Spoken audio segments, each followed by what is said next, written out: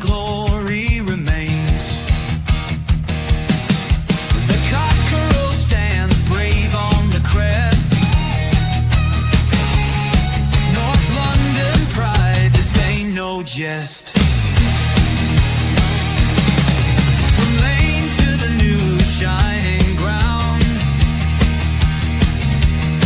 echo chants where the legends are found. Heroes carved in the heart of time, we march on through grit and grime. Oh Tottenham, Tottenham till I die. Raise the banner, let it fly. Through the rain, through the fire, this is my club, my only desire.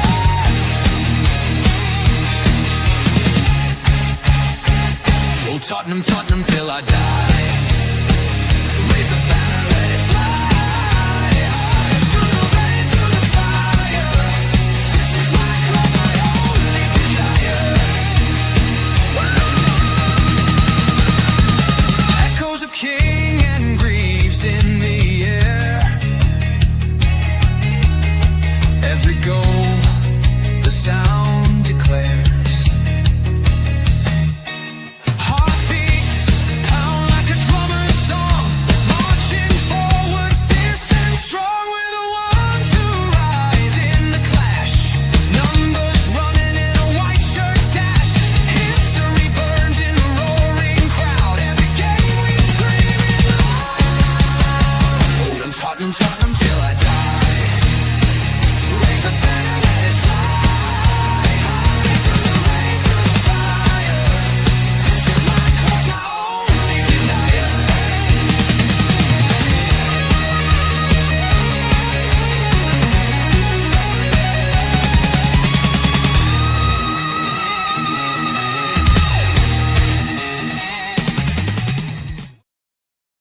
I swear to God, that's the only intro that wants you to get your air guitar out.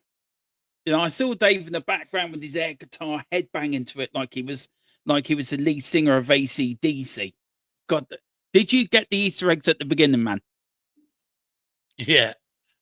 Did you? Right. Tottenham, before Tottenham were formed, the people that formed Tottenham owned a cricket club. It was formed under a light shade just near White Hart Lane. And then the first two is really early White Hart Lane. So what we've tried to do with that intro is embrace everything that's Tottenham Hotspur into a 2-minute video, 2-minute and 50 intro. So I hope you like it, guys. Let us know. The colouring will be changed. We did slight a bit red. But yeah, we did. So we've got everything there. We've got a bit of Ireland in there because of us. We've got a bit of every bit for tequila, for Ginola, a bit of Berbatov. And then so Dave, they're getting his tissues when he saw Robbie Keane and Defoe and Berbatov getting all giddy and excited. But Dave, how are you, bud? An interesting night last night, wasn't it? In Paris. Yeah. Very interesting night last night. Plenty of positives, I would argue, to take away Yeah. from the game moving forward. There is positives, there is negatives as well. Pulling our hair out at one point. Thomas Frank. Oh, I want to start with him. Thomas Frank. Does he come out with it with any credit last night? Because I think he should do. Yeah, I think he deserves a lot of credit from last night. Dermond, the reasons why I give him a bit of credit from last night is because, look, you know, I think I raised fair questions from the very beginning of his appointment, and I think I've raised fair questions recently about, you know, attacking intent, you know, what we're doing in possession, and also, you know, out of possession, you know, the line of engagement, you know, how aggressive, how the lack of aggression out of possession. These are all things that I've flagged and things that Frank needed to change if he wants to get buy-in from people like me, you know, and also if he wants to buy himself time in the job, but also, you know, prove the narrative right that he needs better quality players. There's certain things he needs to do that he needs to change up. And in fairness, last night, he done that. You know, there was a game plan out of possession. We didn't just sit deep like we did against Arsenal, like we did against Chelsea, and just allow them to come at us wave after wave and try and stave them off. We actually tried to fight for the ball and look to try and cause them a few problems. And we done that with a plum last night. He played 4 centre midfielders.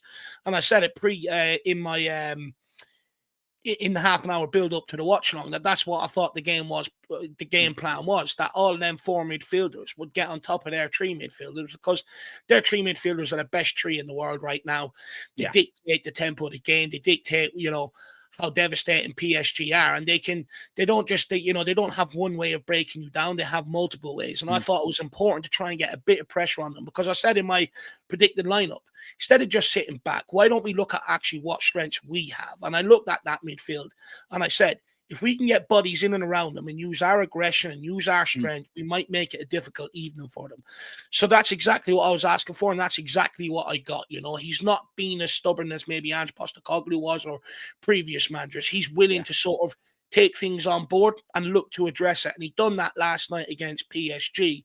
Also, there was a game plan in possession. Once we got the ball forward, our wing backs pushed up. Some of the midfielders broke out. We got bodies forward, which was another thing I've been asking for. And there was clear instructions, and players were doing that. So all in all, I think the game plan actually, to a degree, was the right game plan last night. I just thought it was actual individual errors, on the night that sort of let us down. Maybe the lack of composure in big games like that have let us down once again. But in general, I think Thomas Frank comes out with a lot of applause last night. However, what I will say is, it's easy to go out and take the handbrake off to a degree when it's a free hit. Let's see if that same trend continues against Fulham and some of the upcoming games we have coming up. Yeah, it's true. Look, I wanted your thoughts on that, because I did ask the guys last night, if you were a Lewis family board member, would last night's game change your mind on Thomas Frank? I don't think it does. I've always said, Dave, I want to be proven wrong by him. If I can be proven wrong by him, I will hold my hands up and say I was wrong to go early. But I think you look at Arsenal, and we will get into Arsenal, and the despair that we all felt after that game on Sunday. But let's welcome a few people in. Let's do a housekeeping. Big up to Tequila. He says, I'm Frank Mayer. Is my stance. Hope you're both well. Big up to you, T. Hope you're doing well, bud. He says, that's not Frank in or out. It's Frank. It doesn't matter who manages until a real change happens. And I think he's talking about the board and the transfer window and stuff like that, Dave. Big up to Wayne Bonner. Good afternoon, Dermot, Dave, and Tequila. Hope you're all well. Yeah, we're all right. We are okay. Got to see about 10 minutes in total of the game last night. Saw improvement, saw fight, till PSG scored their third, and then the head seemed to drop. It did. And then it's just them two talking about, I think they're having a bit of a Berbatov orgy, I think, as I would describe it. Should we start with the bad and get that out of the way first, Dave? Let's start with that horrible game on Sunday. Look, North London derby, you know how much we hate. You and me both hate losing to Chelsea and Arsenal. We hate losing in general. You think we get used to it with the Irish team, but, we don't. We just hate losing. Yes, I am emotional. I know Jack, bless him, had a bit of fun with I wear my heart on my sleeve. And I am emotional, Dave. I will come out and I'm hurt. It's not a bad thing, though, Dermo. Yeah, if we don't win, it's all about plays. I want them to put an effort in. That's what I want. Bare minimum, play for the shirt. How disgusted were you with Sunday's performance? Because we had to wait 55 minutes before we got a shot on target. There was no game plan. There was no identity. I don't think still there's no identity. And what's worrying me, and somebody said it early, are we just doing what we did last season, saving ourselves for the Champions League and forgetting about the Premier League? Because it does look like that. Look, the North London derby is first of all, I mean, the manner of the performance, and I think the tactics were all wrong on the day. And I think we actually went in there already waving the white flag, Dermo. I think the system that we went in there sort of and employed, already we went in there with fear. And if you go in there with fear, you're going to end up crumbling. And that's exactly what happened. The game plan didn't work. Whatever the game plan was just didn't work. We played 5 across at the back. But if you actually go and look at certain situations, sometimes we ended up having 6 across that back line, which was absolutely madness. So first and foremost, you're already showing the opposition far too much respect. There was no level, no engagement or no plan of engagement to go and try and press that ball or get under Arsenal's skin and try and win that ball over. We just allowed them to move that ball across the back line and build up moves at will, like we done to Monaco. Far too easy, made it far too easy for them on the day. And then also when we did get possession, there was absolutely no game plan. You know, what areas were we trying to target? Who were we trying to play through? I think he got the team. I think Thomas Frank got the game plan and the team selection wrong on the day at the end of the day, and it wasn't good enough. And I knew the fallout was going to come off the back of it with the manner of it, especially, you play a back five and you end up conceding 4 goals. It's not exactly good indictment. For instance, that the first 5 games or something like that, the first few games, we only conceded like very few goals. And now we've conceded 9 in the last 2. So it shows that defensive stability, we're sort of losing that to a certain degree. But in general, just the whole approach to that game against Arsenal was wrong. He didn't really change anything off the bench or that either, really. And what he did try and change didn't work. And then get on to the players. I mean, again, cowardly mistakes, not enough aggression, and sort of resigned to losing once the first goal went in. And it's nowhere near good enough from any one of them players either. And they also have to hold themselves accountable, because I'm not being funny, but the fact that the manager and the players are coming out apologizing again after such another big game where we haven't turned up. We've heard more apologies than actually performances in big games over the last few years. And this just isn't a Frank problem. This is in general. We got it from Ange. We got it from Conte. We had it from Jose at times. And I'm absolutely fucking fed up with it, especially because they think they can put out these apologies and all is forgiven. At the end of the day, we've heard so many of them nowadays that we actually just want things to be fixed on the pitch. And until we see that, the apology means absolutely nothing to me. And that North London derby defeat was absolutely disgraceful, especially considering you look at the way Sunderland tried to get something out of Arsenal, how much effort they put in, before the international break compared to what we did. Absolutely nowhere near good enough. And that's from management and the players. They showed fear. They showed an element of weakness, and they went into war waving the white flag already. And that's not what we expect at Tottenham Hotspur. At the end of the day, people can sit there and say, look at the level of the squad, blah, blah, blah, blah, blah. We've had some worse teams in years gone by, and we've shown up and given more heart and more energy into these games than what we've shown. So all in all, it was an absolute disaster. And to be honest with you, I think they should have went one further and refunded some of them away fans that went. I think so, yeah. They took that hiding up in Newcastle. Yeah, I think so. And look, I think it's very easily, even with last night's game, Dave, to look at the negative, couldn't you? If you were a Tottenham fan, right, and you didn't see the game, but you saw the stats and you saw the skyline, I wouldn't blame them for thinking, Jesus, another shit show, until you watch the game. So I think stats can also be very misleading from last night as well. But look, for me, I think the difference from last night, I think the players owed us a performance. They owed us to show some effort. They owed us to come out and prove themselves to us. I thought Archie Gray played very well. I thought Lucas Bergville played very well last night. I thought Colo suddenly just turned up and decided to be a striker. Richie actually does play well when he doesn't keep falling on his ass, as I was told earlier, which is true. I thought Vicario did very well last night. He had no chance, none of the goals really, to be fair, but I thought he did all right. And it was nice to see. But Dave, 11 goals conceded in all competitions in our last 3. Only 5 goals scored in our last 3.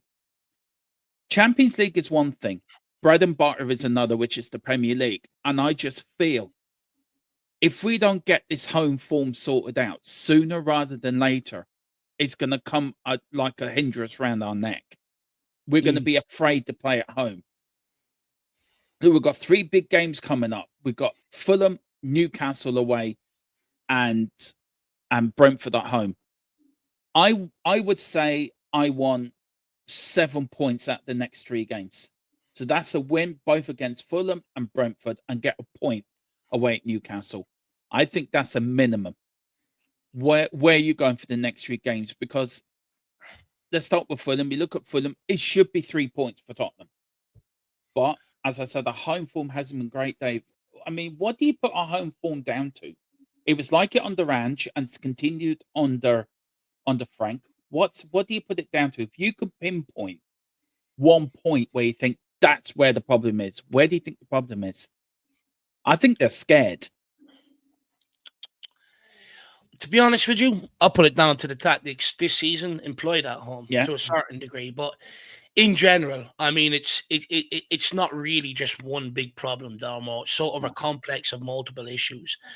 You know, the atmosphere. Let's start with the atmosphere. Since we moved into that stadium, you know, it hasn't really generated the atmosphere that the effort that they put into the stadium, they clearly thought was going to be generated. Because let's not forget, all around the top of that, they've got acoustic panels that reverberate the noise back down, and it's designed to keep the, you know, keep the atmosphere sort of in and around the stadium, but also make it loud and intense. They also built that big stand, which is was inspired off the Dortmund stand, and look at the atmosphere and stuff they generate in there. However, when they moved into the new stadium, people weren't sitting beside people that they used to sit beside and stuff like that. They were scattered everywhere. Spurs fans have also tried to get different various groups going to try and help improve the atmosphere in the stadium. You know, and that goes from singing sections, you know, people coming forward to the club with ideas for tifos, flags, you know, different like drums and trumpets and all that sort of stuff. And the club have never really gone 100% to meet the fan base in that regard. They've always knocked back a hell of a lot of ideas. They've only really took them on when the real big games have come around and they want that. And they know the camera's around. But for the rest of it, they haven't really given a fuck. And I think that needs to change. But then, you know, you look at the fans, they're also being charged one of the highest, if not the highest ticket prices around Europe. The merch is mad expensive, you know, to watch the game on tellies and all. To follow this club, it costs people an absolute fortune that they could be using to put money in elsewhere and improve their own lives and stuff like that. And when you see the level of performances that we get on the pitch, you know, how far we've fallen from them Pochettino days. Fans, it brings that sort of demand, that expectation. Then if fans are being charged it, and at the end of the day, it's not being met by players or coaching staff at the football club. And the problem is then you've got the players then come out like they did after the Chelsea game, blame the Spurs fans for the atmosphere. Thomas Frank coming out after the Chelsea game, getting onto the Spurs fans back for the atmosphere. But what they seem to forget is, at the end of the day, it's up to them to put in performances, and then performances will naturally help generate the atmosphere. You win games at home, it will help naturally generate the atmosphere. But the problem is, any new players, any new manager, any new coaching staff you bring into the environment, they don't understand the frustrations of the first Spurs fan base that has been built up over the years, and they never ever address it.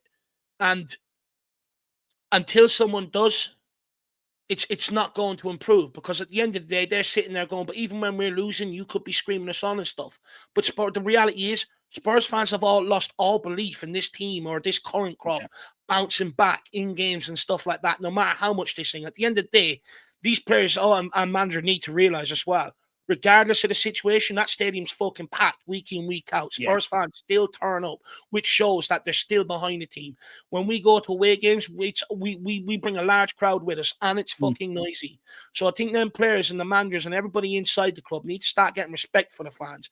At the end of the day, if people didn't put the pressure on Levy, if fans didn't boo at certain times, there would be no standards around this football club, because no one within it is holding any sort of fucking consistent standard, and that's where it starts. So if the biggest problem is inside, get some standards inside, and we'll see about that. But all they do is moan about fans for protesting, putting pressure on, booing, letting them know certain things are not acceptable. That's all they do.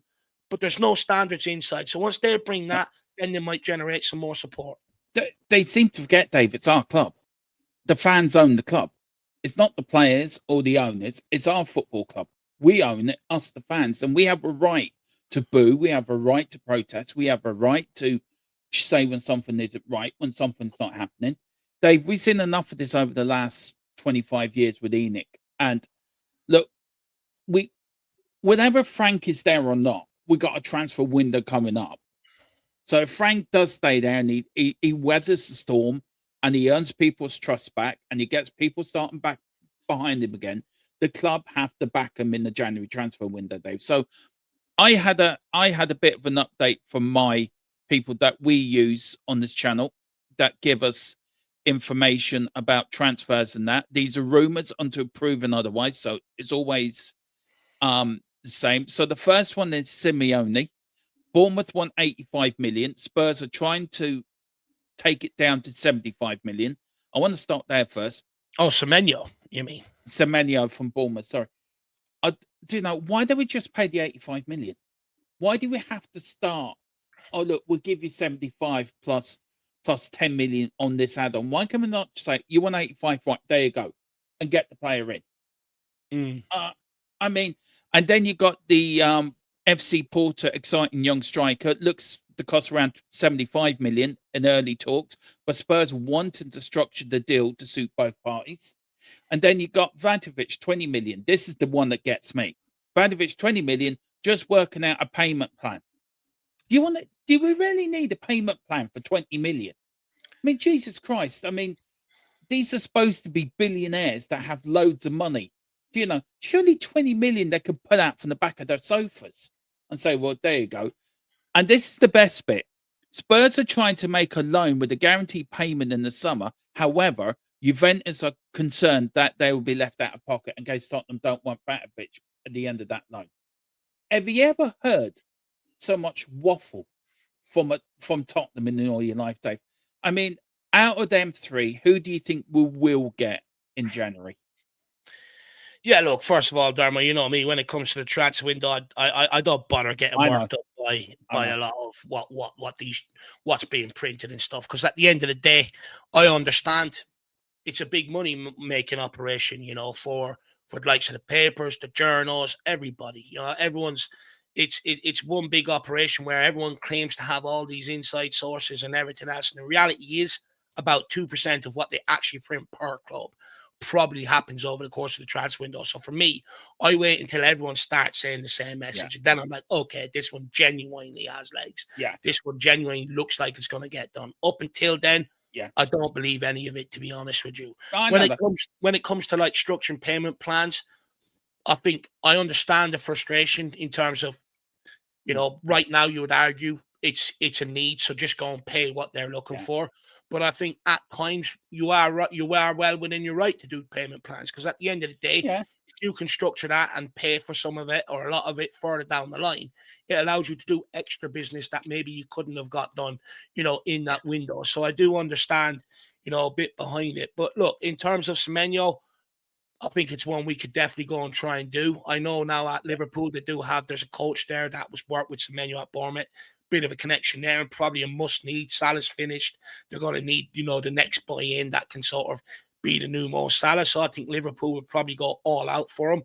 But I'm hoping that maybe a couple of players that Real Madrid might become available, or some players that other big clubs might become available, that might attract their interest, which means then we could hopefully get a free run at Semenyo. I think bringing him in down that left-hand side will solve a massive problem. Imagine having him down one side and Kudus down the other. But I think our big draw for Semenyo is he's friends with Kudus. Come to London, you know? So I think that's one we should definitely make happen. Vlahovic, I would like if he's on the market. I know it hasn't really worked out at PSG, but before PSG, he was on the rise, and he was you know, one that was everybody was looking at around Europe. And I know it hasn't worked out for him at Juventus. However, I've been around the game long enough to understand that sometimes a player in a club, for whatever reason, just doesn't work. And I go, for instance, Diego Forlan at Man United couldn't hit a barn door. Got out, went to Villarreal, become Europe's best striker for quite a period of time. So for me, I wouldn't mind bringing in someone like Vlahovic and moving on Richarlison, although he did score again last night. That's 3-3 now for Richie. Yeah, it is. And then, you know, I'd definitely look at maybe another fullback option. I think if we could bring it in, would be a necessity. And if there was another midfielder in the market, I'd look to do that. I think, you know, if we could get in 3 or 4 bits of business, I think it would definitely show from the Lewis family that there is maybe that intention there, and that they're backing up some of the words that they've been putting out there this season. Yeah. I don't trust them, Dave. I do not trust them one little bit. I think they're tarred off the same brush, them and Levy. I don't think nothing's going to change. And I know me and Rain had this disagreement for the start of the season that there shouldn't be protests at the first home game of the season. And then the next week is, right now, start protesting. But I do really feel, Dave, that they missed the trick. Change for Tottenham. I feel by taking the foot off the gas, by sort of not doing anything, I feel that they've lost the momentum they were building when it came to the owners. And I think they needed to keep the momentum going. And I just feel just because it's a new group of people doesn't mean it's a change of ownership. It's still the same ownership. Mm. We needed to keep we needed to keep the momentum going. I feel they've really missed the trick. Now, I'm not part of Change for Tottenham, so this is only my opinion. I live in Ireland, so I can't get to do all the protests. But I just feel they missed the trick, Dave. Do you think they have, or do you think I'm being a bit harsh? And big up to Iceman in the chat, by the way. Big up About the protest. about them missing the trick. Have they missed the trick by taking the foot off the gas? If they kept the momentum going, do you think it would have worked out better in the summer? Because of Daniel Levy leaving, we got what we wanted, but the other half's still there. I understand what you're saying, but were you not of a different opinion in the summer where you were like, we shouldn't protest until after the transfer window? My protest was, don't protest at the first home game in the season, and Thomas Frank's first home game. I had no problem of the protest. I think protesting was good because it keeps up the pressure on the Lewis family to go and do something. Now, there's a lot that happened in the background, Dave, that we don't know about the Daniel Levy leaving, suddenly being announced Daniel Levy is left after 25 years. I don't think we'll ever will know. I think there were so many NDAs and I feel there's a lot of bad blood there between him and Enoch, him and Joe Lewis. I do feel that. Oh yeah, okay. Tequila says I was. So he's thrown me under the bus completely. He says, yes, that is what Dermot said. Not at the oh right, okay. You're backing me up. Okay, thank you, Tequila. I thought you throw me under the bus. Thank you. Oh no, I'm gonna pay for that later. Sorry. But I just think yeah. Now that Dermot hates Frank, he wouldn't mind exactly carry on. But I do feel there was a lot more going on behind the scenes, Dave, than we thought, than we knew. Didn't you know? Our summer window up and down, didn't it? It really was. Yeah. Start protesting now. Before January, do a protest before the January window. Let the Lewis family know we're still here. I think it needs to be done, Dave. I think Change for Tottenham have to come out and do one protest over Christmas. Do a protest. Let them know we haven't gone away. Or am I being too harsh where people say, oh, we need to give them a window. We need to give them no, keep going. I understand. I understand the point you're trying to make, actually. I think, if you really want to maybe help Thomas Frank, come the January transfer window, and let the Lewis family know that they're still on borrowed time. They still have a point to prove. I think setting up protest, calling for, I think would be a good idea. Would it generate the support? I'm not quite so sure. I think Levy going has quietened down a lot of the noise, and I think many people probably adopt the approach. I'm waiting for the Lewis family to show me what they're going to do. Yeah. And then I'll make my decision accordingly.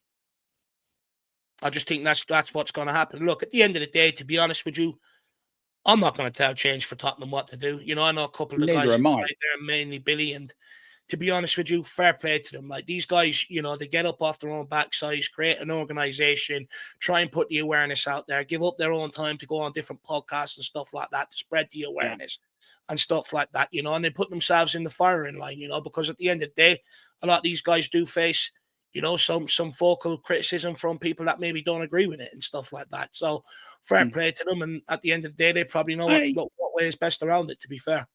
Yeah, no, we've asked them to come on our channel more than once, and they've always blackballed us. They've always let us down. Like, so, no, fair play to what they're doing. But I, from my point of view, there would be a series of questions I would ask Billy, and I would like to know what his answers would be. And maybe if you are watching Billy and Gang, Your invite is still open for you to come onto the channel, and we'd love to talk to you about it, because I think it's every Tottenham channel should get together behind this and support Change for Tottenham and support the way of keeping the owners honest. It's the only way to do it. It's our football club at the end of the day. Dave, there is fans that say protest doesn't work. Why we're protesting, it doesn't work. Do you feel the protest wasn't the reason why Levy left, but do you think it made it so uncomfortable for him that the Lewis family thought, hang on a minute here, we need to make this go away? Do you know what I'm getting? If we get rid of that fella, then that takes the pressure off us. If we bring in a whole new structure, Vinay in, Paratici back, you've got Viv, you've got Vinay, you've got Charlie. Do you know what I mean? A whole new group. As Tequila says, my new best buddies. Tequila is convinced I know them. They're my new best mates. You know, I don't know why he thinks that, but he thinks I'm well in with the Lewis family, which it was. Me and Dave will be sitting in posh studios now, being sponsored by Qatari Airways. You know, I'm sure me and Dave would take Qatari, a Qatari prince coming in to sponsor our channels, Dave. I don't think you would say no, neither would I. You know, do you think that had something to do with it?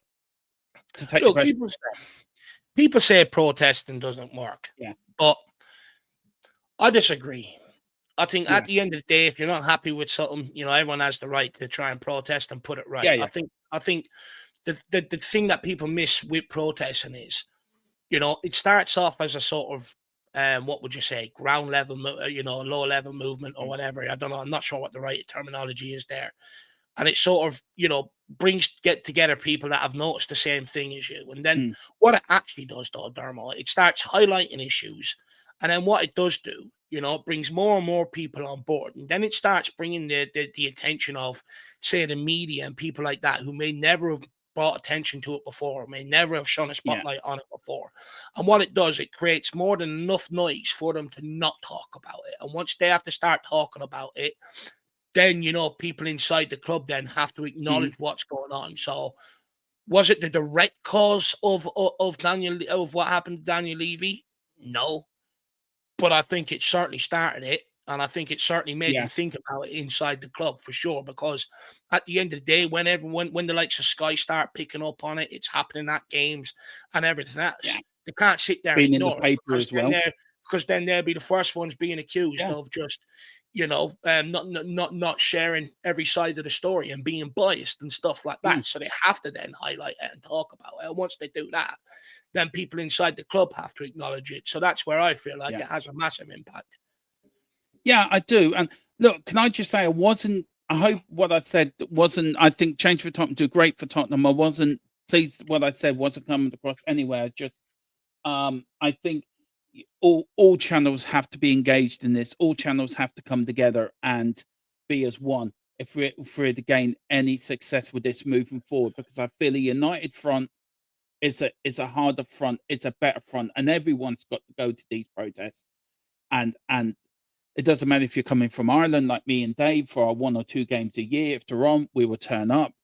I was at the Palace game. We were walking up to the high road and we were told it'd be called off. And then Dave, who joined me next to me, said, no, the protests happened. So a bit of better communication, I think, is needed at games, definitely. And to be fair, also, I think they were very good when they said about fans walking out at halftime. And I did actually DM them about it. And they got back to me and they said, you don't have to leave. You're coming over for your 1 game a year. We understand that. And I thought that was very fair of them, Dave. I thought that was extremely fair of them. So you go and enjoy your day. I said, I do my protests in other ways and I explained to them what to do. Yeah, fine. And I think that's fair. I think that's fair that they seem to, I think at games, they seem to, the fans that come over overseas, they seem to be fair with them, don't they? Where I think other protests wasn't. And I think they tried to be fair to everyone. With what's happening now, Dave, and I was going to go. Oh yeah, that was it. with what's happening this season and linked to last season with the defeats at home, Dave, and I can't remember a home form like this since 92, 93 under Peter Shreves, where we had a woeful home record that year. And I remember the pitch being eaten up and that. It's football. Look, you've played the game to a certain level, Dave. Okay. I played at the county level in England for St. Albans City. You played it. I think you nearly went to professional with it, didn't you? No, If I'm right. No, I wasn't nearly professional. I was in an academy when I was younger. Yeah. Well, there you go. Well, you were nearly professional. You went further than me. So we both played it sort of a high level. I know Colin played it to a really high level. And back then, Dave, psychology wasn't the big thing in sport, was it? To be fair. No. You look at other sports, psychology, you look at motor race, Formula One, you look at boxing, all psychology was in there in sports. Football, be a man about it, get on with it, and, just get on with it. Psychology is crept into sport now a lot, especially into football. Do you think it's a psychological thing at home with these group of players that they can't get a win at home? They play brilliantly away from home some games. You look at Man City, you look at Leeds.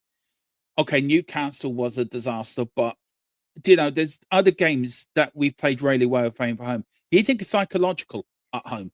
Do you think somebody has to come in and say to them, right, block out the noise, think you're playing away from home?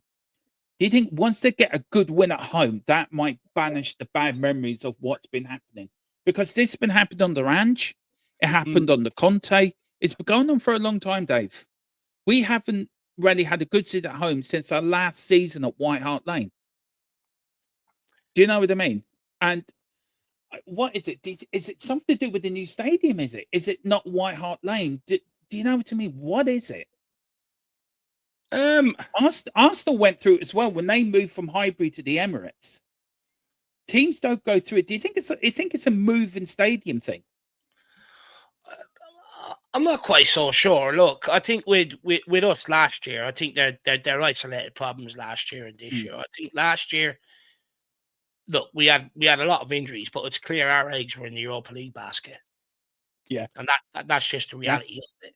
So that leads to the lack of performances on the weekend, home and away last year. It was a problem both in the Premier League. This year, our away form is actually quite good. Our home form is shocking.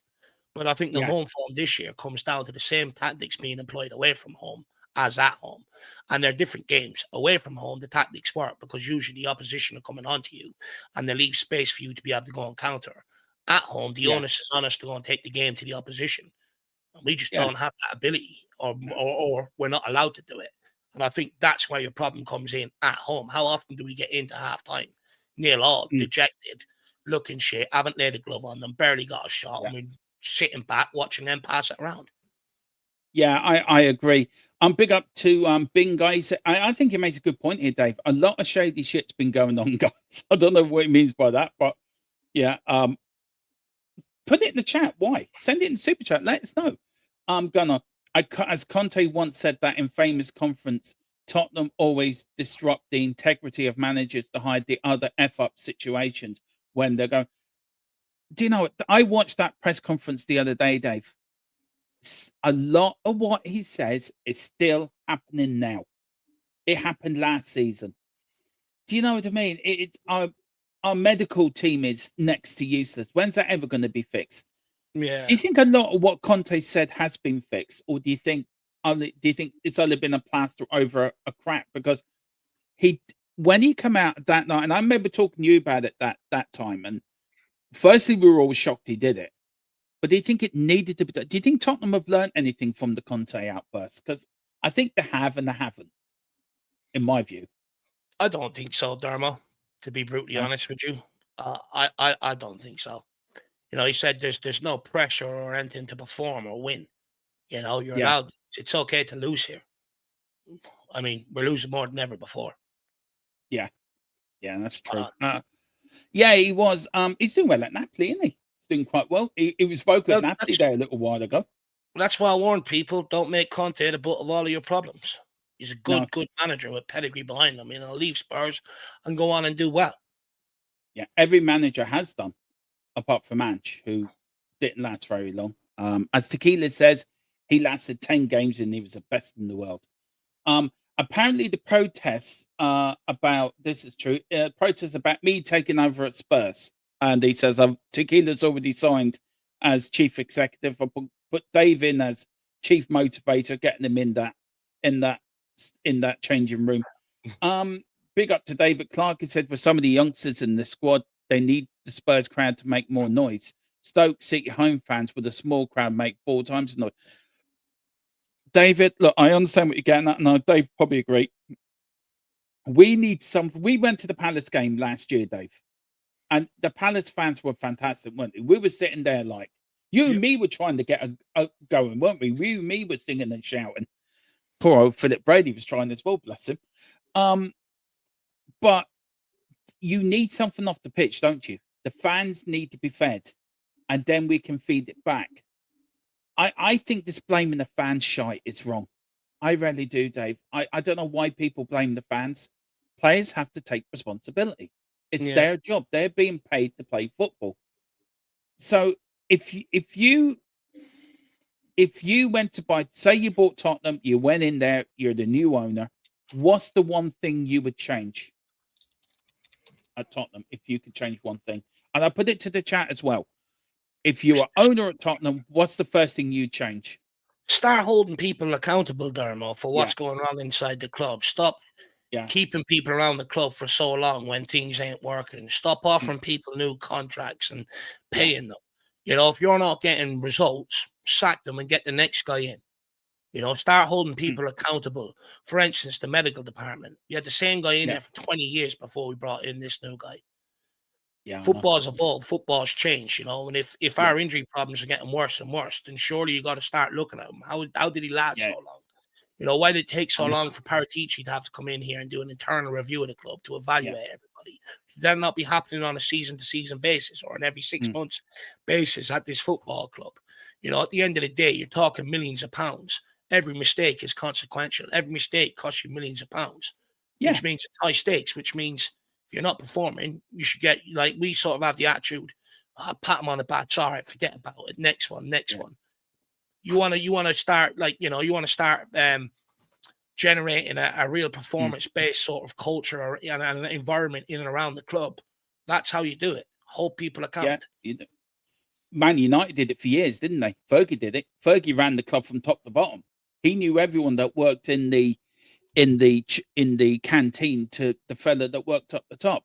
No, I agree with you, Dave. It has to be accountability. Tequila says it here as well. I'm big up to Philip Brady.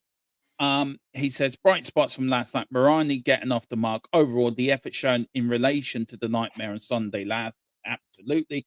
Big up to Matthew as well. We conceded 9 goals in the last 2 games, but according to Thomas Frank Engine, he is stabilizing the defense. Yeah. I think Dave's scratching his head at that one too, to be fair. We need better players. Simple. Exactly. Wayne says the old lane was smaller, more compact, thus creating a damn good atmosphere. The new lane lacks that. Do you miss White Hart Lane, Dave? Domo, just quickly on the, you know, we need better players. I think that's a fair argument to make, right? It is a very fair argument to make. It is. But, you know, last night, we didn't bring in new players for him. The instructions were different to the Arsenal game. We had a plan in possession. We had a plan to what area to target to try and win the ball. Them little things from the manager matter and can make a big difference. Look what we got out of Mawani last night. Look at what we got out of other players last night. It's not like that's what I've been telling. That's what I've been trying to tell people. It's not all just down to the playing squad. Some of it is down to instructions, because you know. If like to my point, we didn't give him new players for last night. We looked better because the instructions were different. Yeah, I agree. Who impressed you last night, Dave? Who was the one player that really impressed you? Yeah, look, I think Randall calling Mawani for me, Jack. Or Dermo, sorry, 2 goals and an assist. You know, everyone goes, like, you look at that assist, that's a compliment. For instance, if that ball comes to the back post the way it did for Mawani, Richarlison is trying to head that on goal. Mawani has the nous, has the whereabouts. No, he's obviously aware of his surroundings and what's going on. And it's just a lovely little cushion death header back across. You couldn't miss. You know, it was unbelievable. Then his 2 goals. The first one, he nearly gave the guy concussion on the line. It was smacked that hard. accurate with a bit of Yeah. power towards goal. Exactly what you want from your striker. And then the second goal gets on the ball, skins 2 players, buries it. But not only that, it's been done in a big game on the big stage. When was the last time we've had a player that stepped up in that way?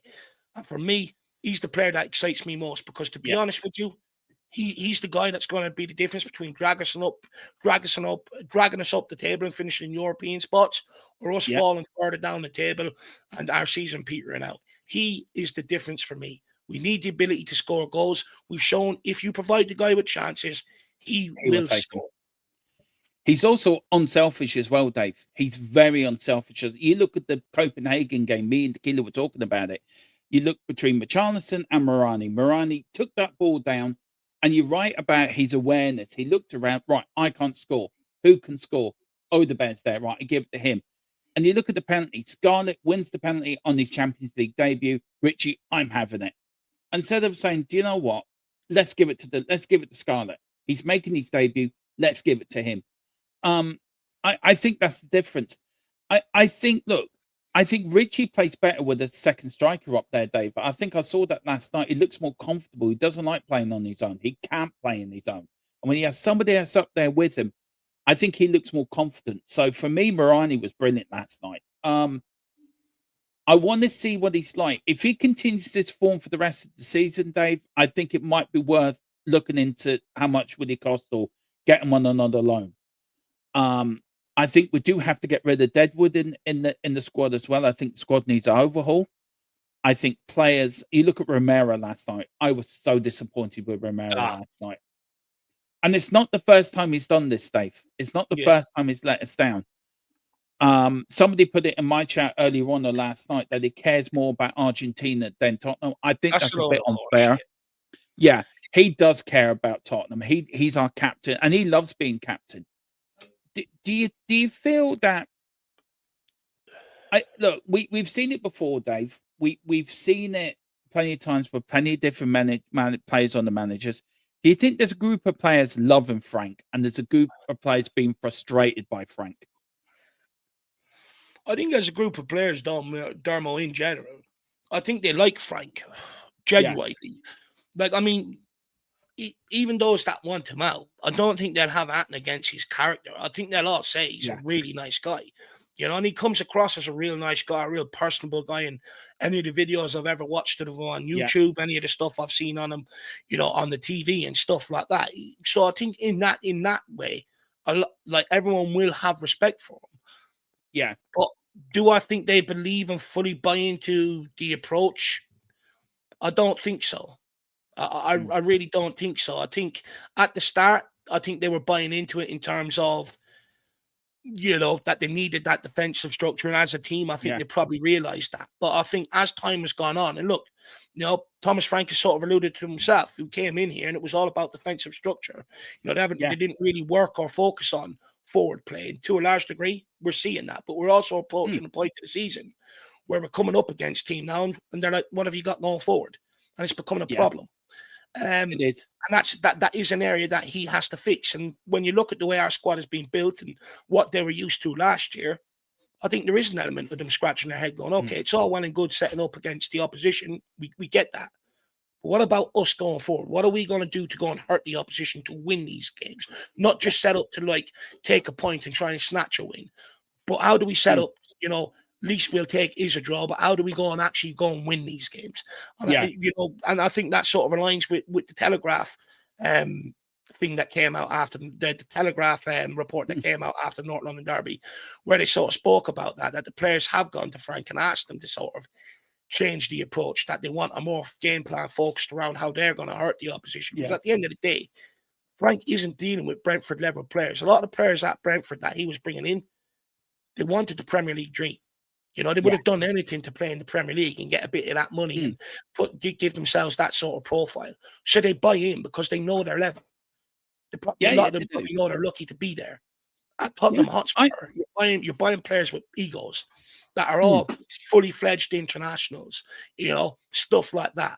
So they are more focused about themselves and stuff like that. You see that as a more and more more and more modern day mentality across sports in general. Like I watch a lot of Formula One documentaries, NFL documentaries, hockey documentaries, sprinting, cricket, the whole lot.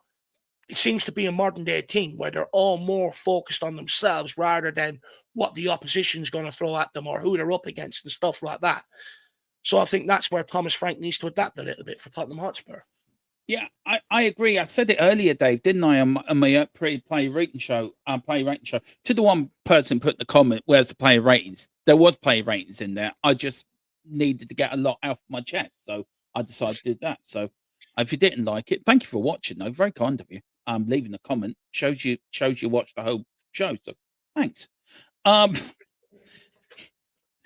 Tequila likes Saki me, apparently, so I tried to be Saki sometime during stream, so it keeps Tequila happy. Look, what I was going to say, Dave, I said it earlier that you're right. I think he's struggling to manage egos, and I think this is where his coaching staff needs to come in and help him a bit more, Dave. And I think this is where he needs his team around him to help him navigate these. But the thing is, though, Dermot, his team is operating off his directive. Yeah, that's true. That's how a coaching team operates. They don't come into the manager like some of them. Like a real good coaching team will sort of sometimes challenge the manager and go, well, look, I think this is the right way about it. And a good manager listens. But in general, a lot of what they're doing in training is off the manager's directive and what he wants them to do. Yeah. Ange Ball says Romero lost his coup because Scar was asking for the ball when he deposed for the third PSG goal. Romero lost his rag yesterday because you watch back Sarr arm movement. He's so livid. He went full on Jake LaMotta, raging ball. Yeah, then he give away the penalty, really. Big up to Iceman. I just think Frank is too nice as a Prem manager. Surely you need to have a bit of bite about. I think being a Premier League manager, Dave, you need a bit of. I think you need a bit of. What's the word? There's nice, but you also need to be nasty as well. A bit of Dr. Jekyll and Dr. Hyde, if you know what I mean. I think he's shown that he can certainly manage at this level. Yeah. But the big question around it is what level in the Premier League? There's different levels. Yeah. Are you a manager that can consistently have a team challenging for Champions League and you know, the domestic cups and, you know, consistently being a big four team? Are you a manager that can take teams and be also runs where they sort of finish in UEFA Cup or Conference League consistently? Or are you a manager that's just good at taking teams up and punching above your level and finishing mid-table? You know, and I think that's the question around Thomas Frank. And, you know, I've seen it. I saw something interesting there a couple of days ago where I think someone made a valuable point where it was like very few managers actually work out that make the step up from lower down in the Premier League to the top of the Premier League. And that's purely down to because there's a different expectation on them. A lot of these managers have made their name off how proactive they've been about stifling the opposition. Whereas when you go to a bigger club, you've got bigger and better players to work with, and the expectations from everybody is completely different. You are expected to go and try and, you know, lay a glove on the opposition. You are expected to try and go and score goals. And a lot of these managers struggle to adapt away from what they know or implement different things that make it even more effective or, you know, sort of bridge the gap a little bit. A lot of these managers struggle when they make that step up. And I've seen that time and time again. For instance, Nuno from Wolves to Tottenham Hotspur. But when he went back to Forest, he managed to bring Forest from a team that was nearly relegated, punching above the weight into Europe. Yeah, but at Tottenham, when the expectations are different, are on you, and you have to play a certain style, or a lot of your games you're expected to go after the opposition rather than counter them. He couldn't do it. Look at Graham Potter when he made the step up from Brighton up to Chelsea. Everyone else was sitting there applauding it. Oh, he's going to do well. I was one of the only ones that sat there, and I said, this guy is going to be exposed at Chelsea. He didn't last pissing time. The only manager that's ever, in my lifetime that has sort of really worked out for us in that regard, that has made that leap, was Pochettino. But he brought Southampton up, playing a certain style of football. He didn't change his style of football when he got to the Premier League. He continued on. He finished 7th with that team. So when he came to Tottenham, he didn't actually have to adjust his style of football, his principles, his training regime, none of that. He just had to implement it. That's why he worked out. And that's why I have the question mark around Thomas Frank. However, I think he's making a better fist of it than Nuno. And right now, where I'm at with it, 50-50, there are green shoots that show if he can implement, what he done against PSG and keep that sort of moving forward with a few more additions, I think, he can make that adjustment. If he keeps reverting back to looking to counter the opposition, eventually Spurs fans are going to get tired of it. Yeah, and I think some of them are there. I think some of them are nearly there. I think some of them are sort of there. Look, Fulham's going to be a big game, Dave. So what I want, we're going to end off. We've got one question about Ronaldo and then one question about the AJ fight, which we didn't get to talk about. We always end on a little boxing thing, which me and Dave love boxing. So we do end off this podcast on boxing. Score predictions, Dave, for Fulham at home. I'd like to think we're going to try and keep the same sort of energy, Yeah. the same sort of enthusiasm, and build off the back of that. Some of the positives that we've seen against PSG. I think if we end up sort of reverting back to the way we've played before that PSG game, I think it could end badly for us. And look, Marco Silva's a manager that's done fantastic at Fulham, by the way, with what he's got. It's not going to be an easy game, The warning signs are there. Whenever we play them, it's always a difficult type game. But it's how we go about it. Do we go about it to try and win the game? And I think that will go a long way to appeasing a lot of Spurs fans, maybe frustrations of late.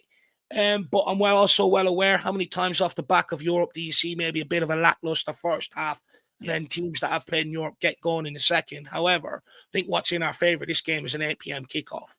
So I would expect not to see that, and these players be well up for it and ready to go. So, you know what? I could see us maybe, winning that one 2-1, 3-1. That would be nice. It will. I'm going for a 2-1 win myself. Newcastle, I'm hoping for a draw, Dave. 1-0. What's your score prediction for Newcastle? Oh, Jesus. I don't want to predict for that one, Dermo. Not with some of the hidings we've took up there recently. When was the last time we've got a result up there? Oh, fuck me, a long time ago. Well, look, we'll leave the Newcastle game to next week's podcast. Well, we're going to talk about it's going to be a huge problem. Yeah, it is. Look, Dave, we always end it on a little bit of boxing. We always do. There was the announcement of Jake Paul and AJ. Look, you and me are not really sort of up for it. We hope AJ just knocks his spark out and just knocks him out of there. Look, money is big. You'd be stupid to turn down $70 million just for 8 rounds. One question: do you think does AJ have to knock him out for him to get any credibility from this fight? I think for him to walk away with any sort of respect, I think he needs to end them and end them very early, to be honest with you. Yeah. Look, I understand it from AJ's point of view. Considering he's got Eddie Hearn in his corner telling him it's a good idea, I can understand the influence behind it. At the end of the day, he's going to want to warm up fight before Tyson Fury, right? Now, he could go and get that against a nobody, a middle of the rank sort of fighter. He's going to get fuck all money for it. So I suppose if you're going to step in the ring, you may as well try and get paid what you would for the Fury fight anyway, which he's going to get for this fight. It's astronomical. So I can understand it. If you're going to step in, if you're in his position, you're coming towards the end of your career, it can survive you for, say, another 10, 15 years towards the end of your lifespan. Why wouldn't you take it? Which means he doesn't have to work. And let's not forget, he's also got family that he helps out and stuff. So you can understand it from his point of view. Oh, yeah. However, where I question it, is it the best preparation ahead of a Tyson Fury fight? Definitely not. There's nothing that Jake Paul is going to replicate anything that Tyson Fury is going to do in the ring. So from that standpoint, in terms of motivation to beat Tyson Fury, I don't see it being a positive for AJ. But in general, I just think the pressure's on AJ because Jake Paul, we all know, we can see from a mile away a lot of these fighters with the money they're making. Like, he fights a lot of fighters that are retired from the UFC, stuff like that. Fought a 50-odd-year-old Mike Tyson, And to be honest with you, he's paying them to take the fall. Yeah. Like when he fought Nate Diaz, I thought Nate Diaz, he's known for knocking people out in the ring. He's known for taking a hiding. Look at how that fight went. Come on. You're telling me it's not rigged. So that's where I fear, it could even be to the point that Jake Paul wants to boost his reputation. He goes the distance and AJ wins on distance. If that happens, it's going to lead to even more accusations of it being rigged. And the only one that benefits it is Jake Paul, which means he's just going to get more and more fights off these professional fighters and stuff like exactly. that. When it comes to a ridiculous. danger point of view, just quickly, I mean, to be honest with you, if Jake Paul's going to put himself in that situation, more fool him. Because to be honest with you, with the power that I've seen in AJ's fists, you know, down the years, you don't lose that. You can still pull out one of them wonder punches. And if he's on the receiving end of that, it's serious problems for Jake Paul beyond being knocked out. It's like you and me taking on Jake Paul. I think you and me could whip his ass, to be fair. Or if we're like WWE, we could get him in there. I'll leave whipping his ass to you, Dermo. Oh, thanks. Yeah, you know what? I'll whoop him. But if you want to whip him, you can do that. No, I whoop him. I would whoop him. I would whoop him in one round. I'm Muhammad Ali. I'd dance around the ring, just throw out the jab, and then just book a big haymaker in, take Tyson Fury's thing. Dave, thank you so much for joining me for the latest episode number 4 of Irish Lads Talk Spurs. I know we always end up on the little boxing rant, so we do apologise to all you people that just want to hear football. But we know there's people in the chat that like boxing as well, so we try to please everybody. That's our thing. Dave, where can people find you, bud? Yeah, you can find me over at the Irish Hotspur. I'm going live there around 6:30 with a few guys from the Kildare Spurs supporters group. Come in, give us your support, and have a listen. Yeah, do go over there. Really good podcast with the lads. Really good. They really do talk sense. Dave, thank you so much. We're back again next week, guys. Next Thursday at our old time of 1 o'clock. I know we're a bit late this week, so we are back at 1. Let's hope for a better weekend, Dave, when we're coming to do this next week, that we're happy, we're singing, and Tottenham are beating Fulham. We've beaten Newcastle 6 points out of 6, and we're boosting up that league. And we're all singing in big Thomas Frank we love. I just want him to prove me wrong, Dave. And I don't think that's not an awful lot to ask, is it? I just want him to prove me wrong. No, look, I think there's a general perception. Look, you're a bit different because you have gone early and you have gone Frank out. But you know, I think there's been a general thing that, you know, people are trying to protect this guy at all costs because they hated, you know, the guy previous. And I can understand it to a certain degree, right? But I think there's a perception out there that anyone that raises any questions about what needs to improve, that they're Frank out. But the only reason why I raise these teams, Dermo, is because they need to improve in order for this guy to survive. You know, you look at some of the things he improved that I've questioned. A game plan in possession, you know, how we're going to look turnover ball out of possession. Look at the positivity it's generated. So when people like me highlight some of these things, it's not because we want the guy sacked or we have an agenda. It's because if these teams improve, Tottenham are winning games week in, week out. And that's all we fucking want. And it makes it better for us. It makes better content for us. It makes better for our viewers. It makes it, everyone can come and enjoy the good times. And we had that at the Europa League final. I didn't get over to the parade. You did. I want to go to the next parade.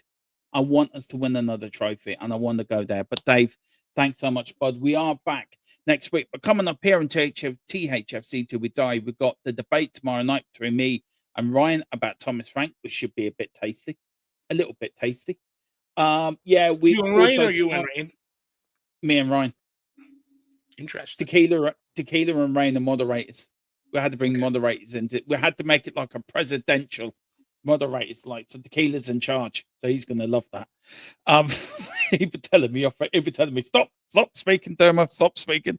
Yeah, and then we've got all the build up for Fulham. We've got the watch along stuff on Saturday, and then we've got the play ratings and the post match show Sunday. Monday, I'm going to stick my head in the bed somewhere and sleep for the day. And then Tuesday, we've got all the stuff for Newcastle. It's a busy few days, Dave. And then we've got Brentford, which I am at. So if you are going to the Brentford game, I am going to it. I'd love to meet you and meet up, have a drink. I'll be in the number 8 bar before the game. So come and join me there, guys. And yeah, so look, that is the end of episode 4. We're going up on Spotify in the next half hour. But whatever you do, support the lads, support the team. Whatever your grievance of the manager is, let's support the boys on the pitch. Let's get behind them. Let's get 3 points against Fulham, and let's continue this good wave. Come on, you Spurs. From lane to far and wide, with the pride of the fight. On this journey we'll ride, with our passion burning.